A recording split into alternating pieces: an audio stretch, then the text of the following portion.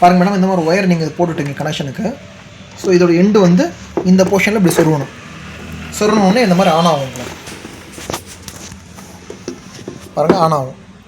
Just நீங்கள் start button press பண்ணிங்கன்னா இங்கே காட்டும் உங்களுக்கு சீலிங் டைம். நம்ம ஒன்று செட் பண்ணிக்கிறோம். அதிகமும் பண்ணிக்கலாம், கம்மியும் பண்ணிக்கலாம். ஸோ இது வந்து பவர் பட்டன். இது பவர்னால் இங்கே 20 to 40, 40 to 60, 60 to 80. அதாவது இந்த கேப்போட டயாமீட்டர். இந்த கேப்புக்கு பார்த்தீங்கன்னா இது 2 சென்டிமீட்டரா 4 சென்டிமீட்டர் இருந்தாலும் ஸ்கேல் வச்சுன்னா தெரியும் உங்களுக்கு எவ்வளோ சென்டிமீட்டர். அதுக்கு இந்த மாதிரி நீங்கள் செட் பண்ணிக்க முடியும். சப்போஸ் உங்களுக்கு தெரியல அப்படின்னா ஜஸ்ட் இதில் நீங்கள் இந்த இது கொடுத்தீங்கன்னா வந்து உங்களுக்கு ஐ போர்ஷன் வந்துடும். நீங்கள் இது செட் பண்ணுறது இது கொடுத்துட்டிங்கன்னா எல்லா பாட்டிலுக்கும் அப்படி. இப்போது நம்ம இது 20 to 40 இருக்கிறதால நம்ம இப்போது 40 வைக்கலாம். 40 வைக்கிறோம். பாருங்கள், இதை கொஞ்சம் அதிகப்படுத்துகிறேன் நான். ஒரு 3 mm இருக்கட்டும். இப்போ நான் இது தண்ணி ஊற்றி உங்களுக்கு காட்டுறேன்.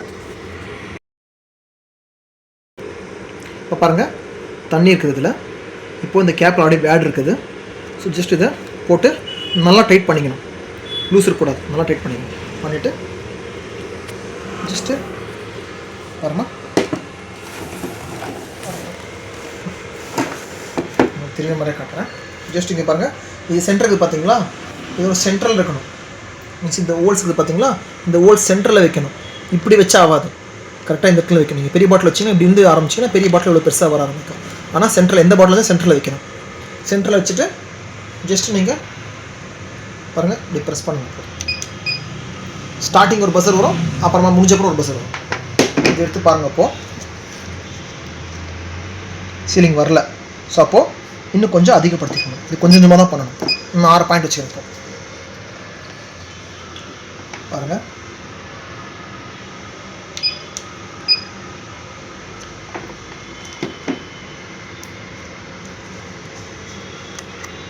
ஆச்சு பார்த்தீங்களா? ஏன் அப்பயே வரலாம், அது பத்தலை ஹீட்டு. இப்போ பாருங்கள், தண்ணி இருக்குதா பாருங்கள்.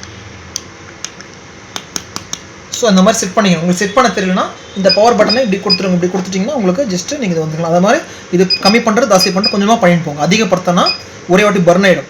பாருங்கள், இது இன்னும் கொஞ்சம் பர்னாக விட்டால் பர்ன் ஆகிருக்கும். பர்ன் ஆகலை, கரெக்டாக இருக்குது.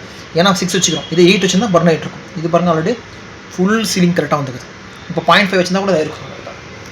சரி, இதான அப்புறமா இந்த எட்டுக்கு பார்த்தீங்கன்னா இந்த எட்டு எப்பயுமே வுட் டேபிளில் வைங்கோ, இல்லை பிளாஸ்டிக் டேபிளில் வைங்கோ. அதே இது மெட்டல் மேலே வைக்கக்கூடாது. மெட்டல் மேலே வச்சுன்னா பழம் வரும். சரியா? அதான அப்புறமா ஜஸ்ட்டு நீங்கள் இதை ஆஃப் பண்ணிடுங்க. இப்படி ஆஃப் பண்ணிட்டு போய் விட்டுருங்க.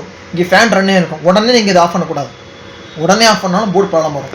அந்த ஃபேன் எப்போ நிற்கிதோ இங்கே பாருங்கள், ஃபேன் சவுண்ட் வரும். பாருங்கள், ஃபேன் சவுண்ட் வரும். ஸோ இந்த ஃபேன் வந்து நிற்கணும். நின்ன அப்புறமா தான் நீங்கள் ஃபுல்லாக ஆஃப் பண்ணணும். சரியா?